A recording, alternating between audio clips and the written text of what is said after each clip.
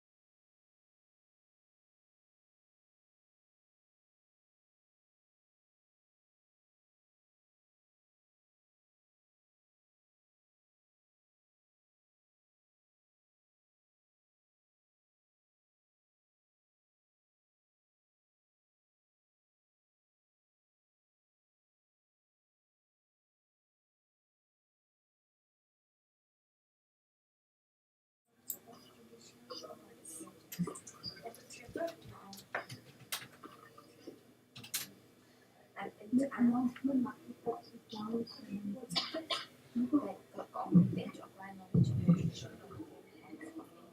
appeal to all the student friends. Please do not take away the flowers anyone today because on Monday we have another function and the flowers will remain as it is. So no one should take the flowers today. Okay? Only on Monday you can. Thank you. Subject through poetry.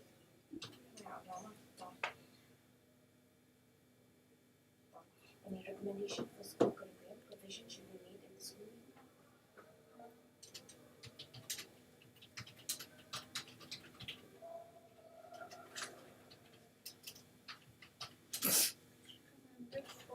School curriculum,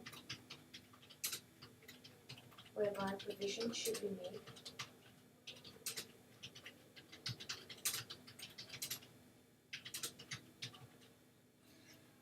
in the school time, which means break time, in the school time for art education, be it music, art, handicraft, and puppetry. That means for the school time, provision should be made for art education, be it music, art. The school should invite tribal folk artists to speak, demonstrate the art of puppetry. Invite Tribal folk artists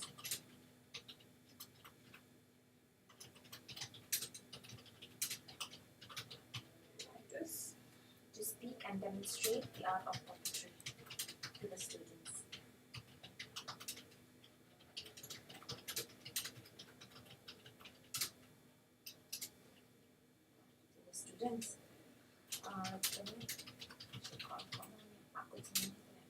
Students should be encouraged to participate in school tours. Should include visit to music, exercise,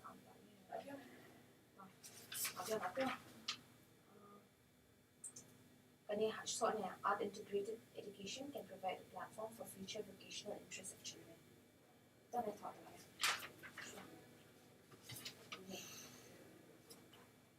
number one. I'll remember what I want to do again.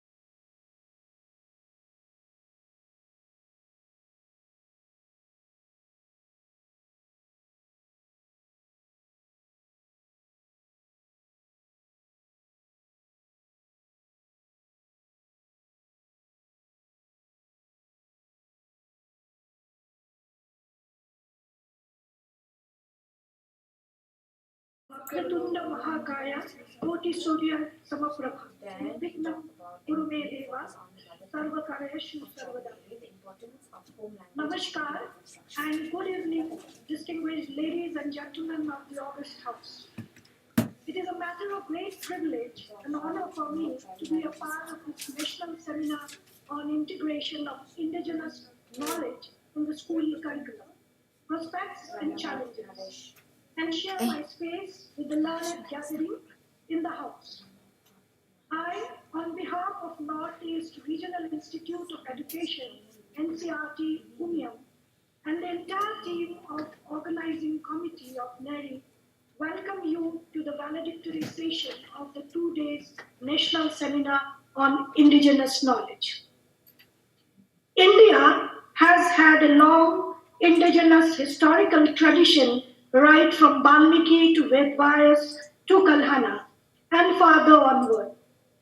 Unfortunately, it is felt by many that India's history has been cast aside and treated as mythology by many modern historians, which does great injustice to those wise and insightful chroniclers of time.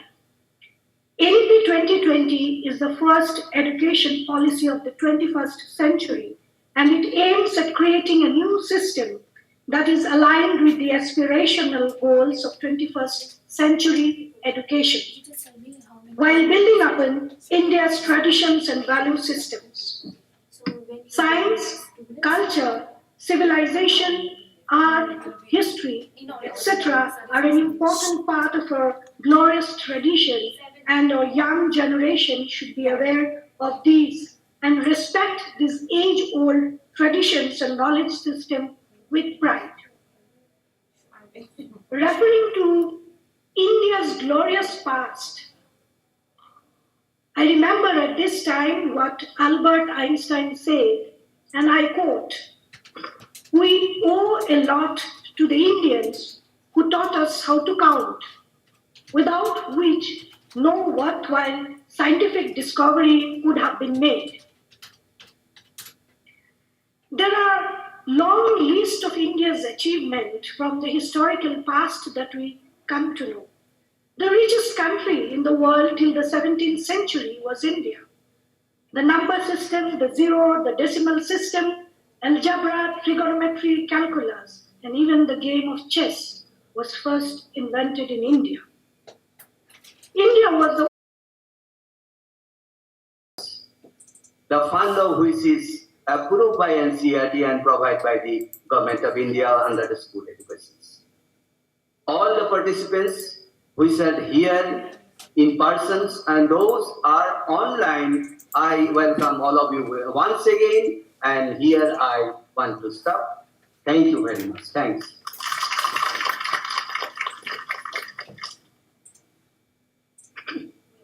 Thank you, sir, for your warm welcome to our chief guest and the distinguished gathering here.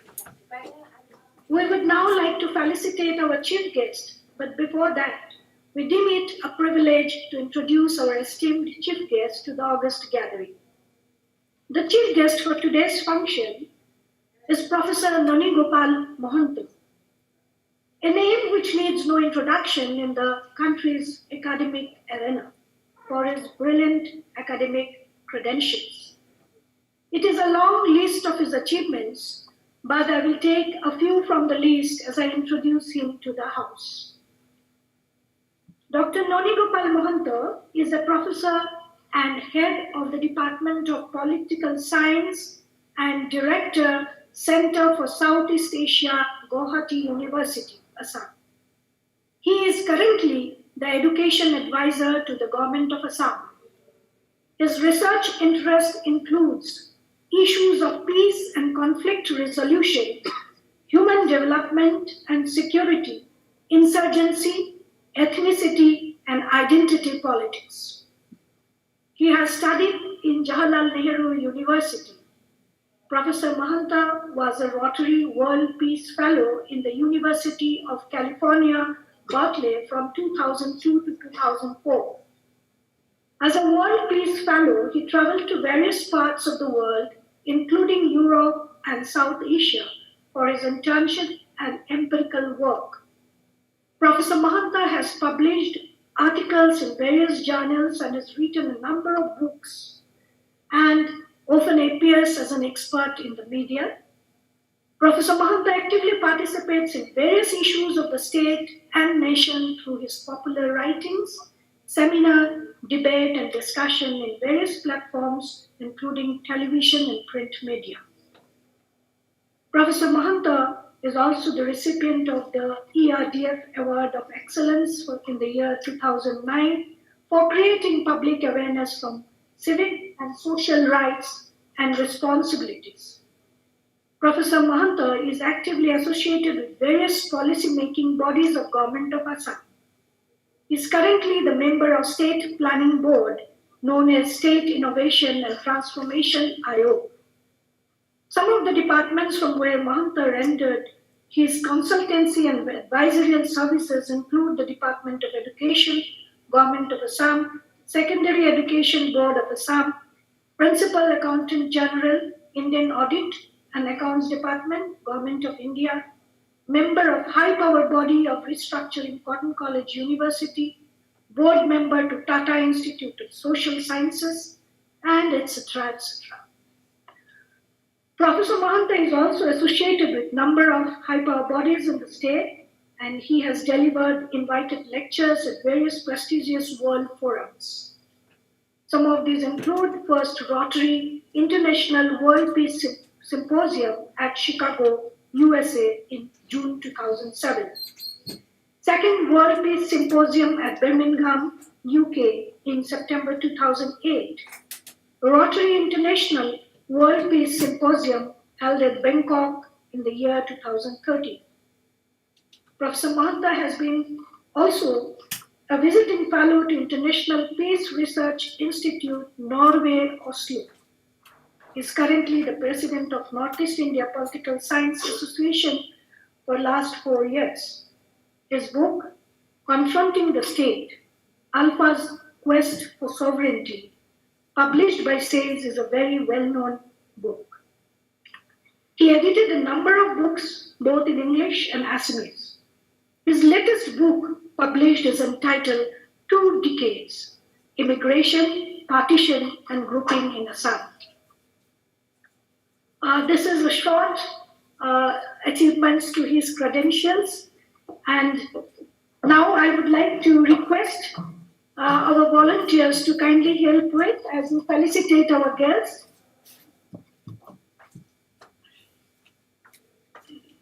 And I request our principal, Professor Vidyadhar Borthakur, to kindly felicitate the chief guest with a shawl, memento, and the top with blooming flowers.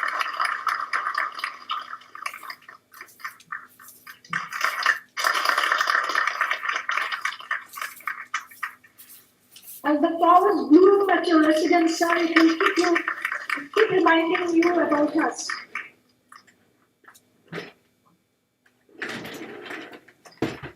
Thank you.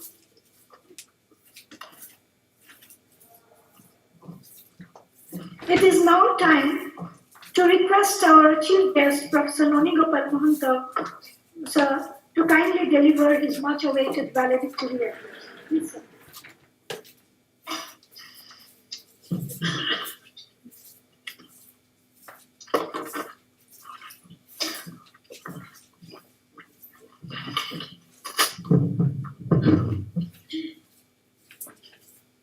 Honorable Principal of NERIE-NCERT Umiam, Ceylon, Professor B. Borthakur,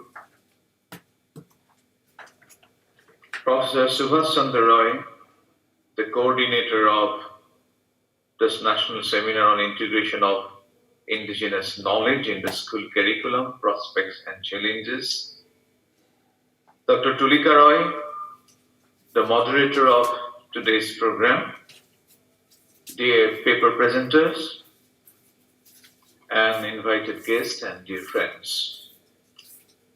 At the very outset, I would like to express my deep sense of gratitude and thanks for having given me this opportunity to speak a few words in the form of valedictory lecture for this national seminar on integration of indigenous knowledge in the school curriculum, prospects and challenges. Well, I believe this is a very relevant and timely seminar being conducted and organized by NERIE-NCERT, especially because, as has already been highlighted by Dr. Roy, that indigenous knowledge system is becoming highly critical.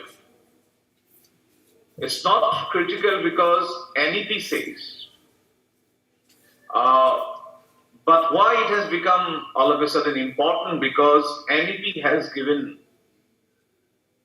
special focus on the importance of indigenous knowledge system and how to incorporate it into the school syllabi. So, in fact, to deliberate upon on this issue, we have about more than 90 papers, I'm told, both online and offline. And I congratulate all of you, particularly NERIE-NCERT, Ceylon, Umiam, for having organized this seminar. Now, as all of us know, it is the NEP 2020 that gives special focus on indigenous knowledge system. Now, why this importance has to be given? Why previously adequate importance was not given to indigenous system of education is because of westernization and modernization. Well, I'm not against modernization, I'm not against westernization. But when we had studied history, English, or any other, even social science, actually, I'm a student of political science. So when I studied our theories, our approaches to the discipline, we're told without understanding modernization, without understanding westernization, the Riggs model, Agerita, Transita, Industria, means if you are an agricultural economy, then you are underdeveloped. So progressively, you proceed towards from Agerita to Industria. That is the phase of development. And what is the phase of development we need to imitate? We need to imitate the Western model. Well, I'm not unnecessarily critical about Western model because I myself studied a lot. But having said, we talk a lot about Macaulay's, interpretation. In fact, the colonization of mind was one of the objectives of our colonial rulers, that we inject you education system in such a manner so that you may become Indian, but in your thought process you always become British or more westernized. And even in the post-independence period, even though Gandhiji way back in 1927 talked about a very vibrant indigenous education system, which was known as Warder's scheme. In fact, Warder's scheme was very elaborately, looked into by a committee. But this Warder committee, Warder education, what we are talking today was actually, to a great extent, I don't say in its totality, but Warder scheme, to a great extent, talked about the outcome-based education. Today, we try to move from input-based education to outcome-based education. Gandhiji talked about outcome-based education, the practicum, the vocational education. In fact, the teachers were to earn their income by selling their products. So what I mean to say is that, and in fact, he was giving importance to, local knowledge system. He was giving importance to local knowledge in terms of imparting education to the children. So vocationalization, importance to local knowledge, local context, work experience. And he talked about separation of religion, religious education. He was against that. Gandhiji was against religious education. Of course, at that point of time, Muslim League opposed Gandhiji. But nevertheless, what I'm trying to say is that it is not that we didn't attempt for indigenization of our education system, but somehow we are so much deeply embedded, we are so deeply ingrained with the colonial mindset that we didn't pay much attention to what Gandhi and other people talked about. What I'm trying to say is that I'm not in opposition to Western education per se. We need to study Marx, we need to study other, scholars, Aristotle, Engels, whatever you talk about, Lenin, Stalin, but not to the extent that we do not know anything about our own system. I need to know Marx. I need to know Lenin, Stalin, Mao. We have studied this all. Lenin, Stalin, Mao, Marxism, Feuerbach, relative autonomy school, what not. But unfortunately, we haven't studied Vivekananda. We haven't studied Aurobindo. We haven't studied those people who saved the lives of Northeast India, like Shankardev, Madhavdev, and even other people, other tribal leaders. Sir Nicholas Roy from this area, who played a dominant role in the Constituent Assembly, and I urge you to look at the arguments being given by Sir Nicholas Roy in the Constituent Assembly. So while I'm not against Lenin, Stalin, Marx, and other scholars, but if we do not make a convergence between this Western scholar and the Eastern scholar, then we do not understand our society. What is our context? Three things are very important: the text, context, and the subtext. Here I'm talking about the context where we live in. For example, our new generation do not know about the stalwarts who played critical role in the freedom struggle. Gopinath Bardaloye, Vishnuram Medhi, all these people, and even from our Manipur, the other stalwarts who fought against the Britishers, Tirut Singh and others. How much do we know about them? So my point is that we are colonized. We were deeply ingrained into the colonial mindset in such a manner that we didn't understand about our own context. And the result is that we tend to develop that what is there in the West is everything good, is everything hunky-dory. But that is not so. We are told the democracy that we have in the Western society is the best democracy, but that is not. I'll tell you why. Why that is not. The Western democracy is supposedly the best democracy. We have been told. In fact, when India introduced parliamentary democracy, a lot of people, Western scholars came to India. You know why? They thought India was a snake charmer. India was what? Snake charmers.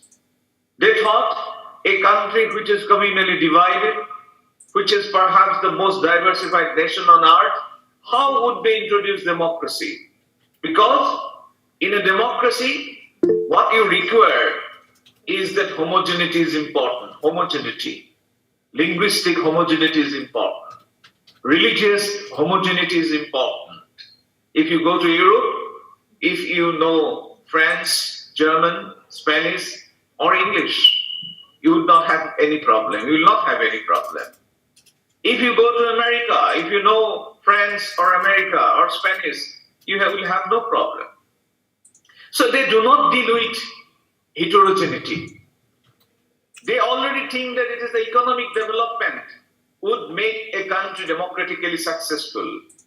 They never thought that a country like India, which is so much divided, caste division, religious division, class division, gender differences, so much inequality. So how a country like India could, flourish in democracy? They thought maximum 10 years and India would crumble. And they were true to some extent because our neighboring countries were crumbling like house of cards. Look at Sri Lanka, look at Myanmar, look at Bangladesh, look at Pakistan. All these Asian countries are hovering from authoritarianism, democracy, totalitarianism, or even religious dictatorship. But India has not faced this kind of problem today, in spite of the prophetic doomsday, which was so-called, predicted by the Western leaders. It did not happen. And they thought diversity is anathema to democracy. What they thought? They thought that diversity is anathema to democracy. Even in Northeast India, we have about 260 ethnic groups. 185 languages. One poet say, Botok Moran Aru Lalung Sutia, missing Borahi Boru Kosari Butia, Mestava Singfo, Dofala Habung, Ahung Keut Kuskoigot Bahun, Fakial Punual Aruduonia, Karbi Missimi Hari Haru Koronia, Korita Kayasto, Uhai Mohanto, Pomua Somua Sa, Bonua Ananto, Tolua Nepali, Paharia Bhai, Sokostija Tirmila Mortai. So Northeast is agog with communities. These are some of the very few names of communities that I have talked about. Even scholar like Judy Prasadagar, like Moy Khasia, Moy Jayantia, Dofala Aboroka, Moy Singfu, Boyamor Miri, Huon Hiria Deka. It goes on and on. What I'm trying to say is that 260 modern ethnic groups. Look at the United Nations. United Nations do not have this much countries. If all these communities ask for independent state, just imagine Northeast India alone would have more than 267, nation states. So that means these people know how to live together. These people know that in spite of differences, how to live together. We may have differences. Differences is a part of human society. Contradiction is a part of human society. When I study conflict is unavoidable. Conflict to hona hi hai. Conflict will be there. But the issue is how to handle conflict, how you resolve conflict, and how the northeastern states, the communities, in spite of not having so-called democracy, are living for ages, are living for generations and generations. And that is the democratic spirit of these communities. That is what we need to incorporate in our syllabi. We don't have to learn from the Westerners how to live, how to live together. They get immensely surprised, when they say India is still functioning as a democracy. Yes, we have deficiencies, no doubt about that. In fact, this kind of education system actually has deprioritized some of the issues. For example, in the history book, I don't have any kind of malified intention to anyone without having any prejudices. I would like to tell that history books in our days, there was one chapter on Aurangzeb, there was one chapter on Babur, one chapter on Akbar, one chapter on Lodhi, one chapter on Tipu Sultan, and even insignificant Bahadur Shah Zafar, also he had one chapter. But unfortunately, there was not a chapter on northeastern states like Lachit Borphukan, Tirupat Singh.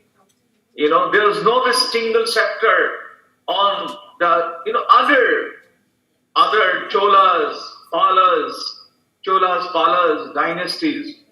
And if you go to Southeast Asia, what will you see? You will see all Indian civilization and the footprints of Indian civilization in Southeast Asia. You go to Thailand, the name of the airport is Suvarnabhumi, I think, International Airport. Then in the airport itself, you will see Garudra, you will see Indra, and the churning of the ocean. Thailand, in Malaysia, Bali, the famous tourist destination. You will see all agog with the symbols of Indian civilization. That means I haven't known. We never studied them. How our ancestors in the 10th, 11th century went to China, went to Southeast Asia, and spread the tentacles of civilization, Buddhism, Hinduism, but not imperialistic in design. These are not imperialistic design. There is no military force you will see in Thailand, Malaysia, Laos, Vietnam. In Vietnam, the Nagas are very, very important. Where these Nagas have come from? So these are all, even Malaysia, although a Muslim country, Indonesia, Garudra plays a very important, the name of the Bima, the airlines is Garudra. Even in the coin, they have the symbol of Ganesha. Ganesha plays a very important role in those Muslim countries of Malaysia and Indonesia. Now, what are these? These are the symbols of civilization. But I haven't studied them in my history book. I was never told that our history, our ancestors in the 10th, 11th, 12th century was on a mission for peace, was on a mission for tranquility, was on a mission for humanity. Buddhism and Hinduism. Even today, they are spreading with all vivacity, with all vivaciousness, with all alertness. These are moving in Southeast Asia. So what I'm trying to say is that it is high time that we develop a sense of pride. We develop a sense of belonging to the system. You go to China, any amount of differences will be finished, will be very sternly tackled with. You go to China, I talk to my university people there, right from the military, right from the bureaucracy, right from the academician, you will see one voice. That voice being, hail to the ruling class, hail to the ruling class. But here in India, you meet with three people, you will see one is a communist, one is a centrist, one is a leftist, one is a rightist. No problem. This is democracy. What I'm trying to say is that China's signification is so complete that they now want to go for one belt, one road. One belt, one road. The scheme they want to, spread the Middle Kingdom syndrome. It is called Middle Kingdom. They believe if you spread the globe, they are placed in the middle. Now they want to play the historic role of domination of the world power. The middle power syndrome it is called. So that's why they want to spread their domination across the world. So if you go to China, all people alike talk about in one voice. I'm not saying that we should talk in one voice. What I'm trying to say is that we need a nationalist discourse. We need a sense of pride, which is there in China. Even in Japan you go, the Japanese pride. The Japanese pride. They will never compromise with their etiquettes.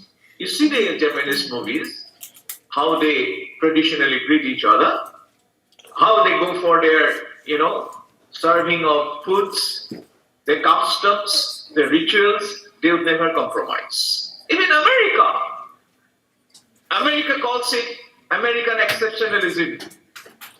There is a concept called end of ideology. I don't know how much you are aware of the concept called end of ideology, Daniel Will. Daniel Will says, well, ideology was there, but it ended with America. Because all kinds of development, all kinds of progress, all kinds of human thoughts, they have evolved, and after evolution, it has stopped at America. This is called American pride. They call end of ideology, end of ideology. That means, that's called America now. They call American first. American first.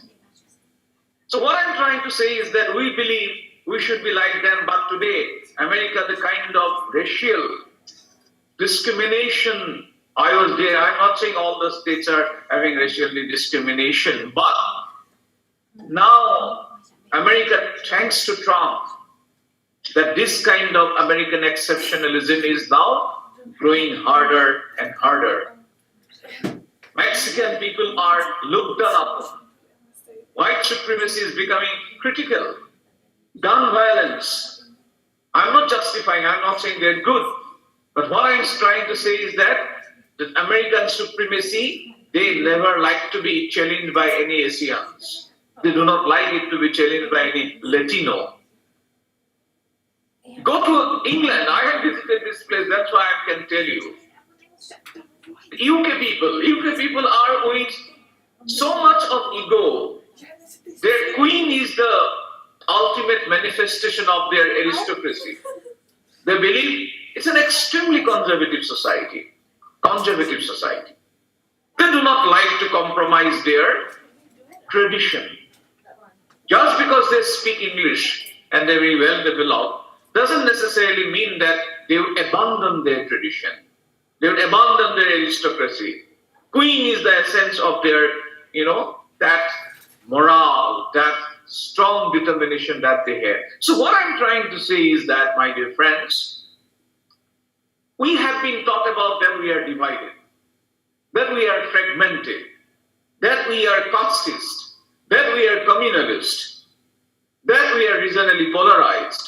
Yes, we have differences. Yes, we have differences. But in spite of those differences, the crux of the argument is why this country is moving toward or remaining one. That is the crux of the matter. Maybe half of the people may be bad, but half of the people are good also. It's like, that biscuit called crackjack 50-50. So what I'm trying to say is that this new education policy is trying to, that is the kind of anecdote that I have said, that this education policy, while recognizing the regional specificities, regional, context, this NEP is trying to develop a sense of, belonging to this, one Bharat Sarva Shrestha Bharat. But having said so, it doesn't mean that this is being done at the cost of regional aspiration. No. Regional aspirations, local context, local knowledge, local habitat, local way of life are given utmost importance, so that a trajectory becomes a circle one from below to the top. Therefore, this time is not from the top to bottom. This education policy tries to bring a sense of unity from below to the top. And that's what NEP says about knowledge of India. NEP para 4.27 says, it tries to bring about the tribal knowledge, the ethnic knowledge, indigenous, the traditional way of learning, yoga, philosophy, architecture, medicine, engineering, linguistics, philosophy, architecture, and whatnot. In fact, the Sophostic Kala, it's called the 64 Kalas. Why 64 Kalas? Krishna, all of us, know Krishna. When Krishna, he was the God. God said that there is nothing such thing that I cannot get. But still, Krishna was undergoing, educational, learning in his Guru's Gurukul system. And there he learned 64 Kalas, like the warcraft, engineering, dancing, diplomacy, negotiation. All these things Krishna learned in his indoctrination with his Guru Sandipani, in his Guru system. So this new education policy tries to bring those those capabilities, philosophy, yoga, architecture, medicine, engineering, linguistics, literature, sports, games, so on and so forth. Then secondly, this education policy tries to bring about the treasure, the vast resources of this country to the world. That through educational system, we need to tell the world about the vast resources that we possess. Our ethnic repository, our heritage, the tourism. Then this education policy also says this kind of cultural awareness creates a sense of creativity. You will imagine most of the people who are in the rural areas, they are more creative. At least I find. I keep on visiting a lot of village areas because of my responsibility as education advisor, and I find the boys and girls in the rural areas are creative because of their cultural awareness, because of their habitat understanding, because of life skill. And where does life skill come from? This is in the community itself that you learn how to live with the challenges, how to live with the kind of contradictions that you have. So this new education policy tries to give importance to the indigenous knowledge system so that this concept of holistic education, the concept of self-reliant knowledge system becomes a reality. Now, when we talk about indigenous knowledge system, we talk about here the indigenous knowledge system, the traditional knowledge, ethno-knowledge, ethno-science, our perception about the world, our views, skills, technology, our cultivation system, irrigation, soil conservation, fertility management, then weaving and house building, bamboo, woodcraft, pottery, self-sufficient economy, wide range of areas are there where we can develop our indigenous knowledge system. So what I'm trying to say is that eco-conservation, we don't need to learn from the other areas. For example, I have, our Vivekananda Kendra in Guwahati, they have recently come up with a lot of books on indigenous conservation. And I'm taking it from there. That is the Angami people, how they go for economic conservation. An interesting feature about Angami people is that a tree is never cut and uprooted completely.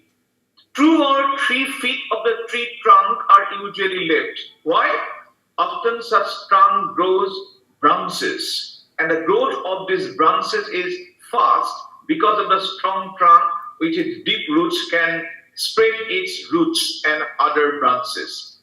So these are some of the conservation techniques adopted by our tribal ethnic communities. Then some other Khasis, for example, they talk about sacred groups and forest conservation. The concept of sacred groups among the Khasis is interesting so far as forest conservation is concerned. In religious context, the Khasis believe that sacred groups are the places where the spirits dwell, a spirit who look upon the activities of different life forms in natural world. And these spirits are called in different names as gods of the forest. So what I'm trying to say is that the sanctity is given to the nature, so much so that they do not allow people to violate this kind of norms. So this kind of tradition is also there among the Nisis. This kind of traditions are there among the Karbis and the Bodus and the Missings. I do not want to go into the details, but here I would like to draw your attention to the traditional knowledge system of democracy, good governance, and decentralization of Northeast India, which I believe it should be included in our syllabus, particularly for our schools. Because I belong to the discipline of political science, I strongly believe that we do not have to learn democracy from the Western world. Because in this part of the world, we have developed institutions which may not taste, which may not succeed in the norms of Western democracy, but they have been living or they have been sustaining for ages since time immemorial. For example, the authority, the traditional village system, the traditional institution in Arunachal Pradesh, I would like to draw your attention to. How the authority is exercised, where the authority is vested, what is the representative nature of the village council. These are some of the issues that we need to learn from the tribal institutions, more specifically from the Arunachal, from the state of Arunachal Pradesh. In Arunachal Pradesh, there are 3 kinds of representative domination or authorship. What are those 3 kinds of authority that we have in Arunachal Pradesh? Number 1 is the chieftaincy system. Chieftaincy system, we find it among the Noctes, Wangchus, Tangsha, Singphos, and the Khamtis. So that is called chieftaincy. The second type is theocratic. theocratic type of village council, and with this kind of theocratic type of village council is very much popular among the Buddhists, particularly among the counties, Monpas, Serdupen, etc. And among the Adis, they have a typical democratic village council. Adis, Miri, Apatani, Monpa. Among them, there is a very typical type of democratic village council. So what I'm trying to say is that in Arunachal, so far as democracy is concerned, when we teach democracy, we teach Western democracy. We say the democracy is by the people, for the people, of the people. But to implement in its true spirit, perhaps it is also important that we tell that various forms of local governance is there among the Arunachalis. The chieftaincy, the theocratic type of benevolent village council, and the democratic council among Adi, Hilmiri, Apatani, Mampa. So these are the three kinds of village councils that we have only in Arunachal Pradesh. Among the Monpas, there is an institution called Mangmazos, Mangmazos. And this institution, which is very much popular among the Monpa people, it has been surviving since 11th century. This is one of the oldest institutions that we have that has been operating since 11th century. It is among the Monpas. Then there is a system called Meli in Oka. Among the Okas, they have an institution called Meli. Oka society has developed a kind of democratic form of local government from chieftaincy, which was prevalent prior to independence, but now the relevance is quite coming down. The last vestige example of such presence was Oka Ranis, means this Meli of Oka, it is governed by the queen, it is governed by the ladies. Generally what we find among the tribal people of Arunachal is that it is male dominated. But in certain cases, women play dominant role. So there are many such examples. Bulian among Apatani, Bulian is another such institution, which is so much a vibrant institution among the tribal. Then Kebang among the Adis. Kebang, according to Eluin, in his philosophy, in his book A Philosophy for Nepal, according to him, Kebang is known as village council. Nevertheless, this is one of the most famous institution and most effective institution in Northeast India. So what I'm trying to say, my dear friends, is that these institutions, Kebang, Buliang, and other institutions among Apatani, Oka, they are so much vibrant that even the governor, the then governor B.K. Nehru was governor in Arunachal Pradesh. When he was about to retire, he wrote a book called Nice Guys Finish Second. In that book, B.K. Nehru said that why do you introduce police in Arunachal Pradesh? Why? Because you have such excellent traditional village management system that you do not need police here in Arunachal Pradesh. But later on, even today I am told, police has a radius of 5 kilometers only. The rest is ruled by the traditional institutions. But having said, I am not here to eulogize everything that is tribalism. I am not here to appreciate everything about the tribal institutions and village councils. There are certain deficiencies. The deficiency being that women are not given adequate importance. And one of the scholars says, village republics represented by traditional institutions have always frozen women in a time warp and clearly demarcated their gender roles, unquote.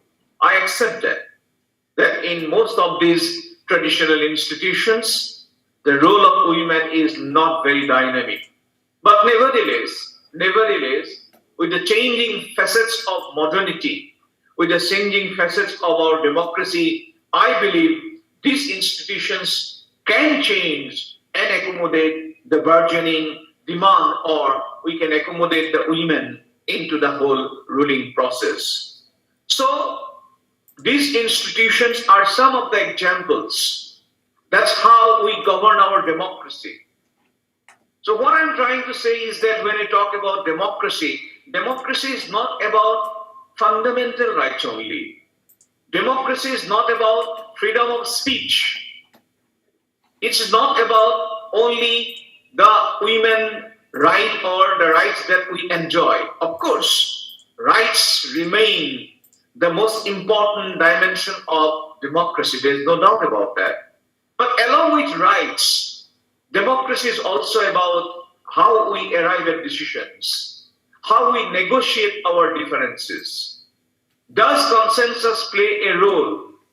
How we address our differences? I'm afraid if America, if Europe used to have this amount of, this magnitude of differences that we have, I just wonder how Europe or America would have fared. So democratically, we are deeply embedded in our ethos. So what I'm trying to say is that this kind of indigenous knowledge system, they tell us about the values we imbibe. And those values come from our family. Why our family is given so much importance? Because, when I say family is the harbinger of value transformation, what do I mean by that? It is because nowadays we have only single family or even DIN, double income, no kids. But in our days, our pehi, khuri, mahi, maternal aunt, paternal aunt, auntie, uncle, all these, they're not just relationship. They also epitomize our institutional values. For example, my pehi or my maternal aunt or auntie, they exhibit, they tell us about stories. They learn us, they teach us how to live life, how to negotiate our contradictions in life. But unfortunately, now what is happening is because of the popularity of DINK. DINK means double income, no kids. Or if there is a single kid, where there will be uncle? Uncle will be lost. Auntie will be lost. Peha will be lost. Maternal aunt will be lost. And once these relationships are lost, these are not just merely some individuals I'm talking about. They are institutions by themselves. So what I'm trying to say is that how to regenerate those values. I think these are some challenges that how to incorporate our family values. That is important. And in fact, don't believe that dil mange more kind of attitude is what will give you happiness. And in fact, believe me, I studied in Berkeley. One day what I saw was, one couple was hugging each other. The boy suddenly saw ISKCON group of persons going, chanting Hare Krishna, Hare Ram, Hare Krishna, Hare Ram. The boy suddenly left the girlfriend. He went along with the Hare Krishna, Hare Ram movement. And I followed the boy. It was very surprising because they were in a clinch. They were in a clinch with each other because in Western society, they express their love clearly. So I asked the boy when he stopped, that you were with a girl, with your girlfriend. Why have you left her all of a sudden? He says this kind of tuning and the chanting and the Harikirtan gave him a sense of satisfaction, which he could not express, which he could not articulate.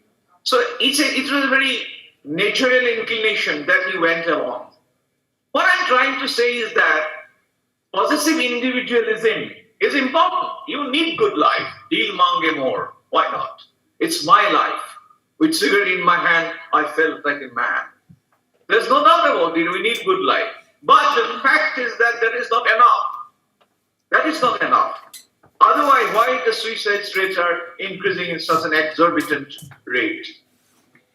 So what I'm trying to say, the family value system is important.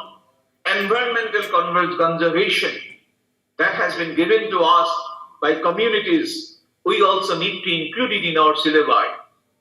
But mere incorporation is not sufficient. We also need to bring them to the communities. Mere inclusion in the syllabi will be not sufficient until and unless we expose them to the community living style. Then, these kind of societies teach you negotiation, dialogue. They teach you mediation. They teach you win-win situation, consensus, because most of these village councils, they do not come to a decision by voting. I repeat, the village councils that I have talked about, they do not come to a decision by voting. One of the important mandates of this village council is that they have to reach to a consensus. So consensus building is equally important. We are talking about dialogue. Dialoguing is not about influencing you. Dialoguing is not about your win, my loss, or my win, your loss. Dialoguing is about understanding each other, understanding each other's perspective. Negotiation, you learn from the diversity. You learn from diversity. I have one of my friends in Delhi Police Commissioner Robin Hibu. His language is not understood by his wife because in Arunachal you have more than 80 languages. And their son doesn't understand parents' language. And he speaks Tamil because the house lady happens to be Tamilian. So they're finding it extremely difficult, and that is what India is all about. So what I'm trying to say is that all these aspects, diversity, multiculturalism, politism, multicultural approaches, respect for diversity. We may have differences. I may not agree with you. You may not agree with me. But doesn't not mean that I'll kill you or you will kill me. So you learn it from the treasure that you have in Northwest India, that you have from our Indian sources, Indian knowledge system. And I'm telling you, you need to be a little bit deeply rooted into your system, deeply rooted into your heritage. I'm not saying that you should accept tradition, culture uncritically. Bhupen Hazarika used to sing a very beautiful song, which is the University anthem of Guwahati University. Bhupen Hazarika says, Zilika bo luitore par, hasipate bhaka dibo, sifunge akha dibo, rong dhore melibo duar, samaje khabotibo, mohan manobata, bigyane anibo juar. Bhupen Hazarika in this song says, hasipate bhaka dibo. Hasipat means the traditional, our written system through bark of a tree. Yeah, bark of a tree. That is tradition. That is hasipat. Yeah, that is hasipat. Hasipate bhakadibo. Sifunge ahadibo. Sifung is a drum of missing community. Hasipate bhakadibo. Sifunge ahadibo. Big. Hasipate bhakadibo. Sifunge ahadibo. Homaje habotibo mohan manobota means society will embrace humanism. Homaje habotibo mohan manobota means ultimately aim of education is humanism. Homaje habotibo mohan manobota. Manobota means humanism. Bigyane anibo joar. What will be the essence? Science. Scientific quest. So when we say our past, our heritage, I'm not saying everything of the past is good. Or you accept uncritically. I'm not saying. Other day I got a SMS or WhatsApp. Somebody was something orga here, and they were drawing here, and someone was saying this was Indian Wi-Fi in the traditional system. Then Siva used to, the followers of Siva sect, they used to draw Regha. So someone says this is past Indian Wi-Fi system. So what I'm trying to say is that everything is not to be accepted uncritically. But what I'm at the same time, let us, with a free mind, look at our heritage. With a free, open mind, you look at your treasure, look at your language, look at your past, and then you accept it with scrutiny, And otherwise, actually, it is very important in this age of, cutthroat competition, we will not be in a position to face country like China, face country like other, like Pakistan and anybody. So with these words, my best wishes to all of you. I hope this two-day deliberation should definitely help us in framing our syllabus for the school children. Thank you. Bye.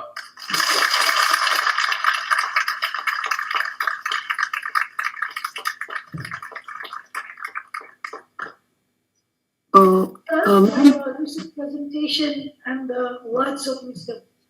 But before we wind up, if there are any questions that you would like to put up before the chief guest, you are most welcome.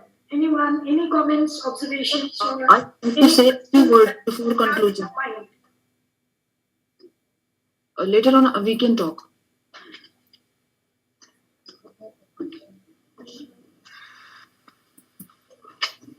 Ma'am, I would like to speak a few words. Sir, do you have any questions? This is Mark. Yes. No questions. Yes. But please identify yourself, give your introduction, and then whatever you want to say. Good evening. I am Varunini from Tamil Nadu. When we present our paper for this seminar, we didn't have complete plan about indigenous knowledge. And we come to this seminar when in the introduction speech, our chief guest, Mr. Subha, his speech has taken away something. What is indigenous knowledge? What should we have to do? Those things we get a good idea. And in this valedictory function, we completely get to know with his speech what is indigenous knowledge, what should we take, what should we don't take. And thank you for this pleasant opportunity to think back to our heritage and culture. Yes, our own culture. Thank you so much. Thank you. Sir, I have also one clarification. In your speech, you talked about homogeneity. Normally, in Western societies, whether it is US or South Korea, they have one language, and also they have one type of culture. But diversity is just India's cultural mosaic. We have a mosaic of cultural diversity, linguistic diversity, religious diversity. And it is said that in many fora that diversity is our strength. Diversity is our strength, unity in diversity. So can we think of homogeneity in a country like India, in also political sphere? We have many parties. We have a different. It is said that we have a very dynamic and vibrant democracy, and the largest democracy of the world. So how homogeneity? We can say that it is. Can we bring in our indigenous or in our cultural or development practices? Thank you, sir. Excuse me, ma'am. I would like to say a few words. Hello. Hello, ma'am. Hello. Any more questions? Sir will be taking all the questions and then he can reply. Okay. Ma'am, I would like to say a few words. Good. Yes, please. Hello. Ma'am, may I say something? Yeah. Sorry. Yeah, the online participants also can put up some questions. Yes, ma'am. Yes. I would like to say just a few words. Myself, Dr. Deepa Rastogi, lecturer, Department English, from Ashoknagar, Madhya Pradesh. Madam, I really feel privileged and blessed to take part in this national seminar on integration of indigenous knowledge in the school curriculum, prospects and challenges, organized by NERIE-NCERT Umayamri Bhoi, Meghalaya. Madam, I would like to say that in this regard, school curriculum prospects and challenges, it's really a wonderful event to target, to come back to the roots of Indian culture and to torch a light for implementing and imposing the really primitive methods and innovative ideas to modify the new educational system in reference of NEP 2020. The rest of the part everybody has explained. I believe that I should not explain it again, but I really feel privileged and blessed to take part in a national seminar and to get a chance to get understood all the micro analytical features of implementing all the things in our educational criteria. Thank you, ma'am. Thank you all.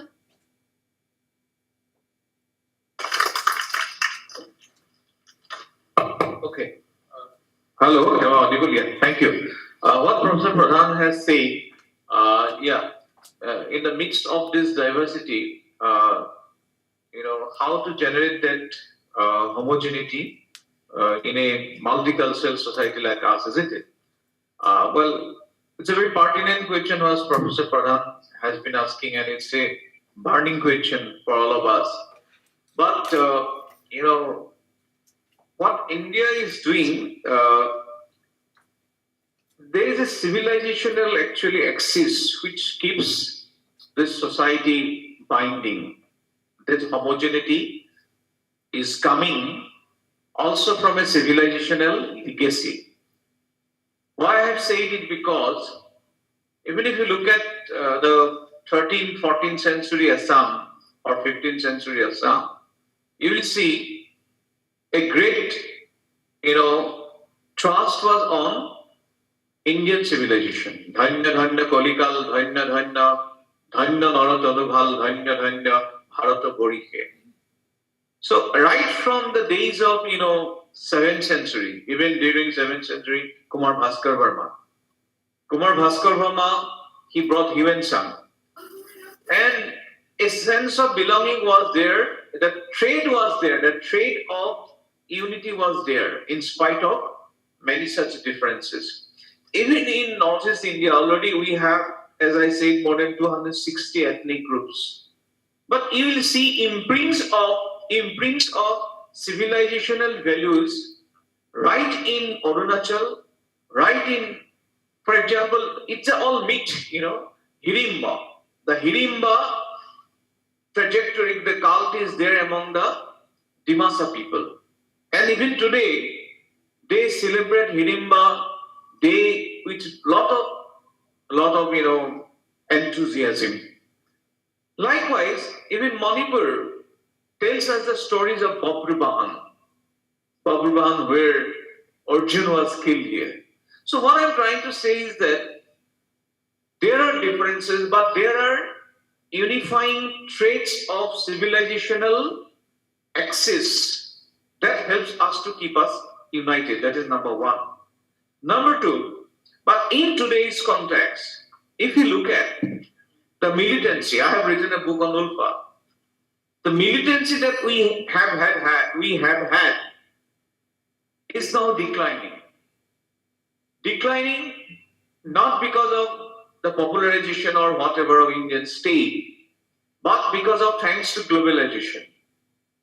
These days, boys, girls, they want a good life, they want jobs, they want good education, they want, you see, one generation has in fact emerged in Nagaland which has not seen violence.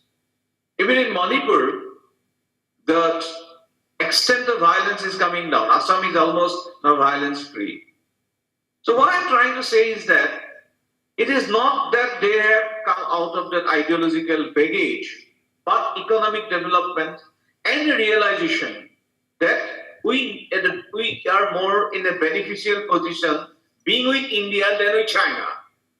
So there is, slow and steady realization, and you will see Northeastern people now having a lot of presence in Mumbai, in Gujarat, not to talk about Delhi, not to talk about Bangalore.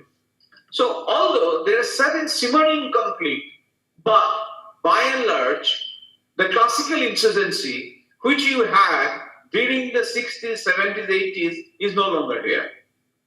So this trajectory of peacefulness and understanding of the fact that we benefit more from being a united India, I think it is, gaining ground among the people rather than a secessionist or anti-feudal, attitude. So this will continue till we have a relatively good economic development is essential for that. If people do not get to eat, if people do not get sizable section, do not find their own avenues for employment, there will be critical issues. But I do not see any kind of challenges for Indian Union in the days to come. So in spite of those differences, even if you look at the poems, regional poems, they are agog with Indian values. Jyoti Prasad Agarwala, Anandji, we know what he say, Bharat Barho, Dehi Huni Jage Mor Bihadato Horho, means Bharat Barho. The very name, even in the midst of melancholy, gives me a sense of hope. This is the kind of, acceptability that we have. The simmering conflict is there, but I don't see that in a recent time there will be challenge to this trajectory. Thank you.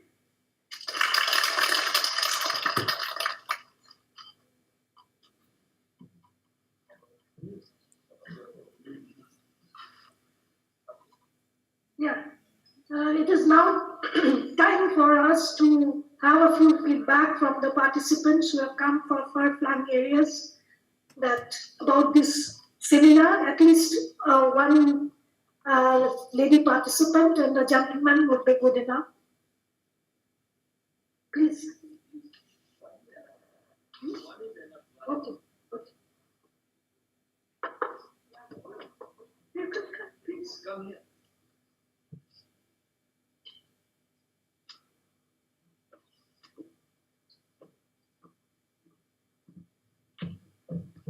A pleasant good evening to our chief guest and the principal of NERIE and the coordinator of Mr. Subhash Rai sir and the moderator of this program and all the faculties and all the participants and my dear lovable BEd students of this NERIE.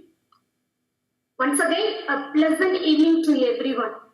Really, I feel very happy to be stand in this podium.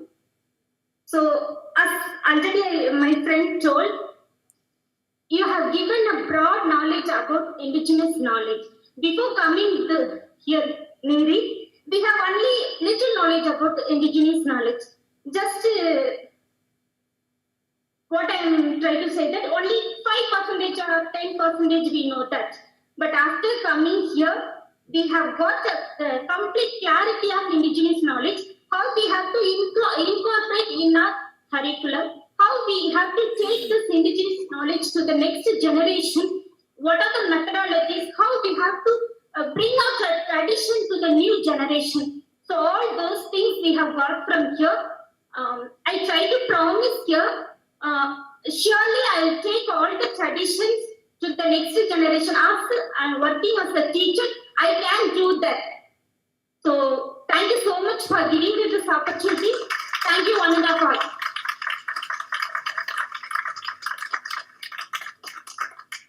Thank you, Madam. And as we draw close to this valedictory session, I would like to once again thank sir for beautifully bringing out the concepts that we have been talking about or we have been thinking about, that what this indigenous knowledge system talks about. Is it, we often talk among few faculty members here, that is it that the ancient Indian knowledge that we are talking about, But then Sir has brought about giving examples from the entire Northeast India, the heritage of India, the indigenous communities that they have, and which has been exemplified, and he has given such beautiful examples, and perhaps the life skills that lies with them, how this can be brought out for holistic development of a child. Yeah, and all this time, India's self-gaze has been probably through the alien eyes. As we say that a lot of our knowledge lies buried within our indigenous communities, and probably it is awaiting illumination. A systematic infusion of these traditional wisdom into school curriculum will help the young generation to unravel the treasure that they have within their communities and develop a sense of pride on their Indianness.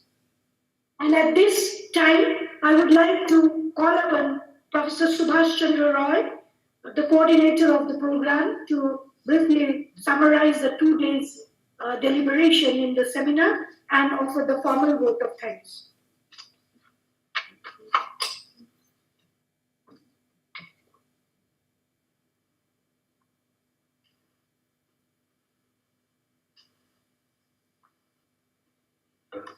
Thank you, Dr. Tulika. I will be very brief. Sir, this topic was chosen because of the national education policy, which is, I believe, that the most debated, deliberated document in this country, and nothing is left to be discussed further. The concept and ideology and the direction given in the policy. So it is almost well taken and well accepted by the country. Now, to take it forward, the implementation is the next stage. And to take it further towards the implementation, this seminar was envisaged and we have conducted this seminar. The topic we took from the national education policy is all about the trust area, one of the building blocks, that is the Indian knowledge system, which is focused in this national education policy, and that we have selected. And then we try to understand that how it can be incorporated in the school curriculum. And when I say that school curriculum, then there is a paradigm, there is a knowledge philosophy, there is a transactional philosophy of curriculum, and there is a connect between knowledge, curriculum, and the society. Now, keeping this broadly in mind, we try to cover the different facets of this topic, and we divided it into 4 sub-themes. The first sub-theme was indigenous knowledge implying scientific and technological skills, and it was further divided into some bullet points. And under this sub-theme, we got 24 papers, research papers. The second sub-theme was indigenous knowledge and language, just to capture the other facets of this broad topic, Indian knowledge system. And under this sub-theme, we got 19 papers. And the third sub-theme was indigenous knowledge and history, culture, philosophy, and polity. And again, under this sub-theme, we got 19 papers. And the last sub-theme is indigenous knowledge as a way of knowing. We find that this is one of the most important sub-themes, and under this sub-theme we got the maximum number of papers, that is 28. Initially, we got very good response from the researchers, from the brilliant minds, intellectuals of this country, from the different parts of the country, and we received 107 papers, responses, initially, and that gave us a very good response to this seminar. And after a scrutiny and passing through the academic committee, finally we selected 94 papers, and out of these 94 papers, 85 papers in total were presented in these 2 days in different technical sessions. Apart from this, sir, to apprise you about our seminar strategy, that we had categorically different intellectual sessions and serious intellectual engagement during these 2 days. 2 keynote speakers were there. They spoke at length on this topic, and it went on so well, very effectively it went on. And besides that, we had a panel discussion collecting scholars from the different parts of the country, and the panel discussion also went on very well, and a lot of ideas, thinking generated from the panel discussion.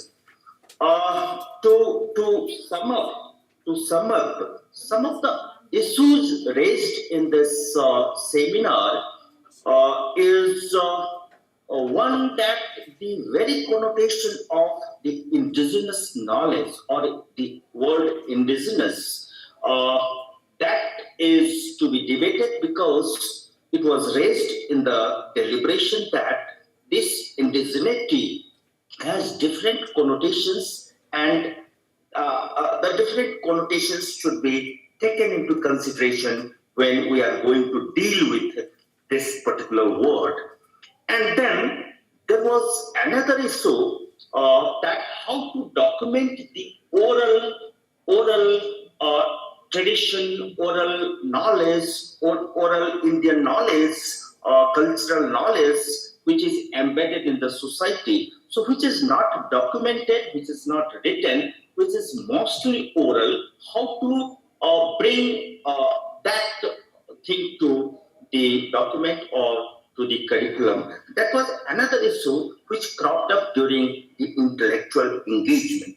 The third issue is very pertinent, and that is about language, because the world, it recognizes the dominant language. The literature written in dominant language, the literature, the knowledge embedded in dominant languages of the world, that is acknowledged and understood by the academic fraternity and the scholars. But the language which is little scattered, which is not in shape, which is not a stronger, dominant in some sense, and knowledge embedded there, how to acknowledge such indigenous knowledge, Indian knowledge, that was another issue broadly cropped up during the discussion.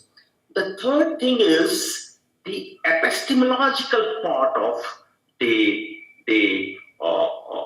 indigenous concept, and there is a hegemony. We understood from the discussion, intellectual engagement, that there is some sort of hegemony of the epistemology of the knowledge, and technically speaking, that yes, knowledge is born contextually. We believe as a student of education that knowledge is generated, created, it is born contextually, and different contexts, different cultures, different societies, knowledge is born there in different way. And which knowledge is more important and which is less important, it is very difficult to decide.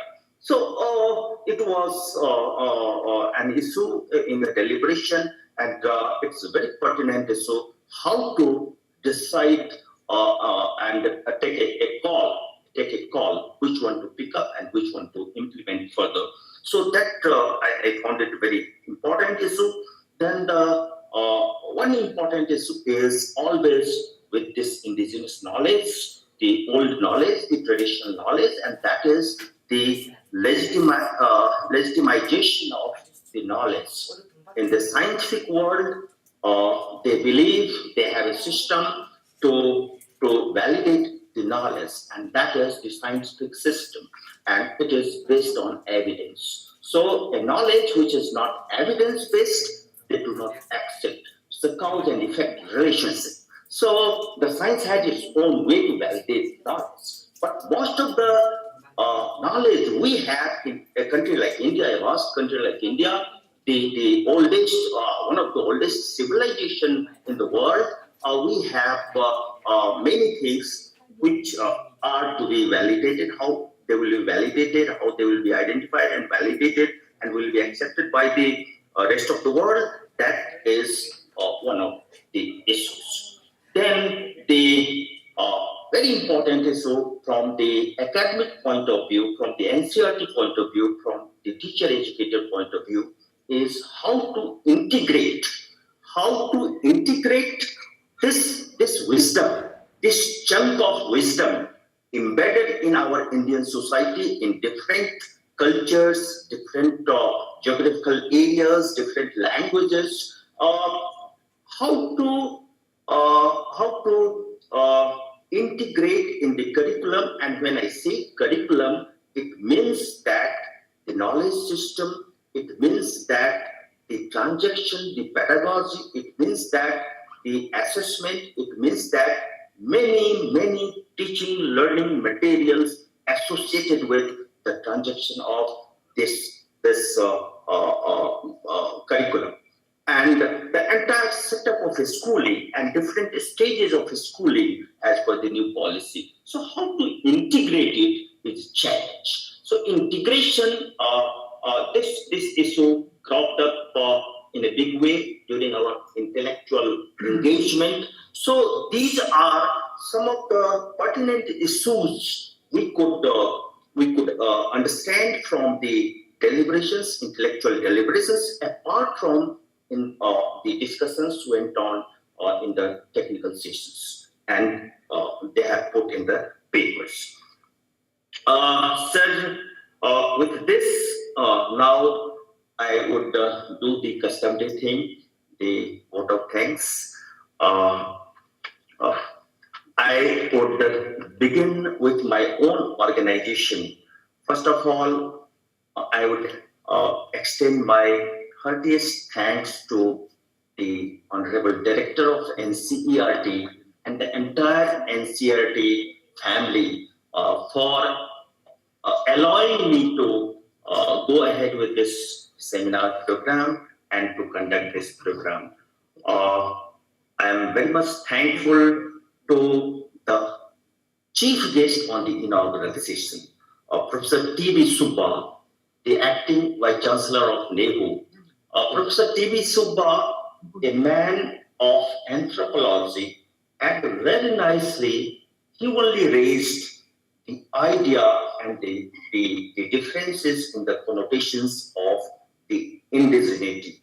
And he loudly cautioned us to be careful while you are defining the term indigenous knowledge and indigeneity.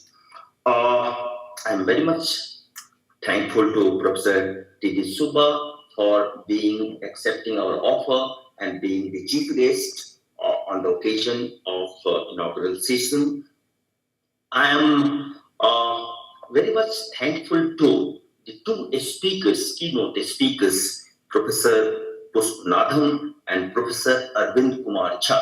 Professor Pushpanathan is from University of Baroda and Professor Arvind Kumar Jha is from IGNOU. They were the keynote speakers on the behalf of seminar committee, on behalf of Principal NERIE, and on behalf of NCERT. We extend our thanks to these two speakers. Then we had 7 panelists chaired by Professor Ashish Srivastava from Mahatma Gandhi Central University, Motihari, Bihar.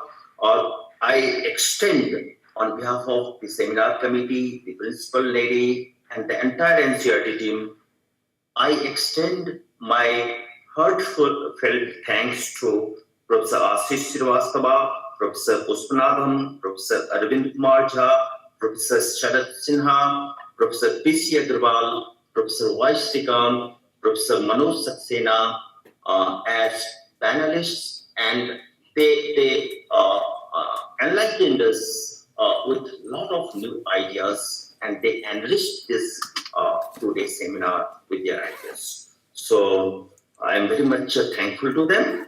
I thank my different chairpersons and co-chairpersons of this today's seminar, Professor Abhijit Kha, Professor Arvind Kumar Jha, Professor Ashish Srivastava, Professor Nityanand Pradhan, Professor B.R. Dakhar, Professor Sharad Sinha, Dr. Basansi Kharlukhi, Dr. Melissa Walang, Dr. Romila Soni, Dr. Tulika De, and Dr. T. Nume for chairing the different technical sessions and contributing and helping this seminar to conduct successfully.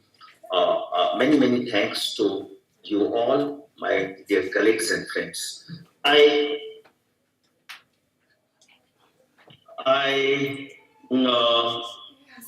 thank my moderators in the seminar.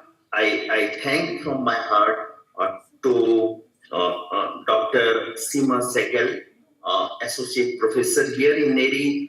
I thank Professor Nityanand Pradhan, and I thank Dr. Tulika De for moderating different sessions in the seminar.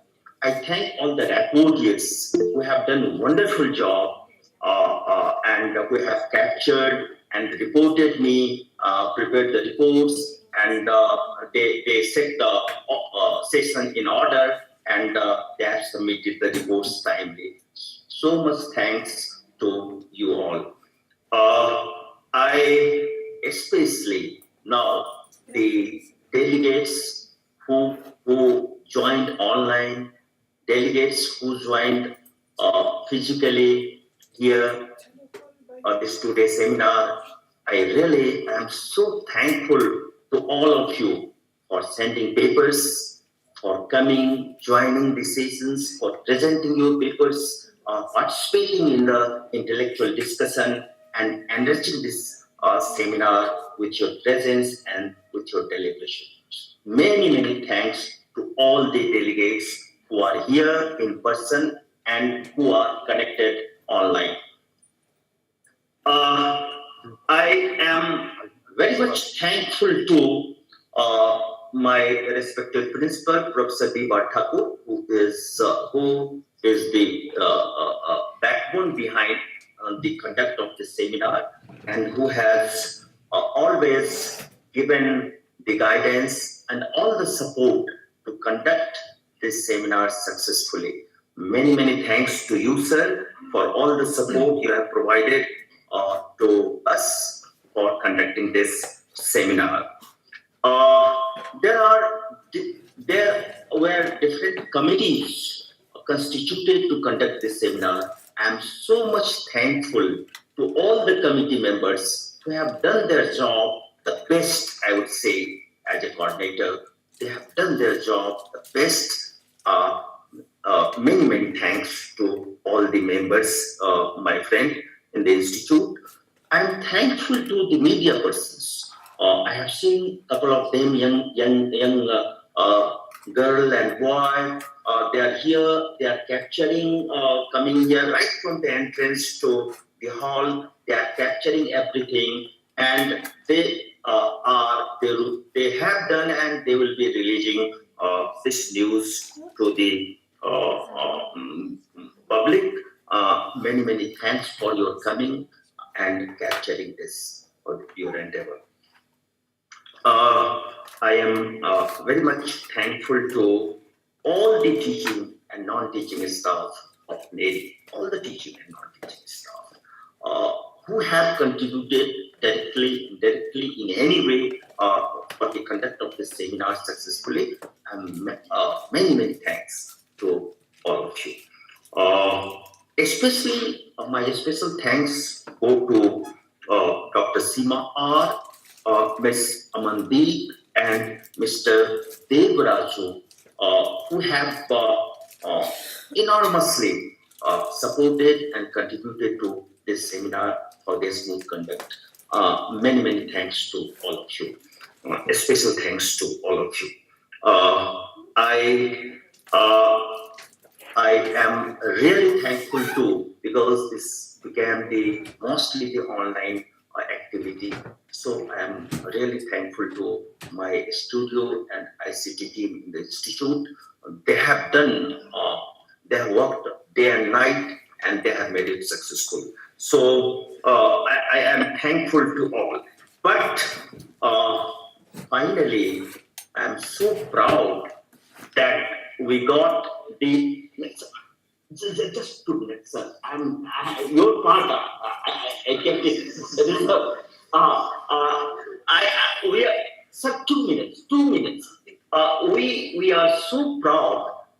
Actually, my director wanted Professor Nani Gopal to be one of the speakers here and the chief guest here in this function. And we tried from our side the level best to get him, and finally we got him, and we got him on the valedictory session. Sir, your speech, the way you have spoken, and the points you have highlighted, you talked about the decolonization or decolonization, and against the way you talked about the westernization, modernization, Western model, and frankly, you said that you are not against those things. Yes, they are also important. They could be important in some way. But the Macaulay's part, you mentioned that it continued in India, which has brushed aside the Indian wealth, the Indian wisdom in the preceding century. You talked about that Gandhi tried to bring something here to revive the Indian culture and to bring the Indian knowledge and Indian part in the education system in the Water Committee. And rightly said, sir, it was done. But again after independence, I think that model did not work well, and it took a different shape. You have, sir, talked about the different parts of northeastern state.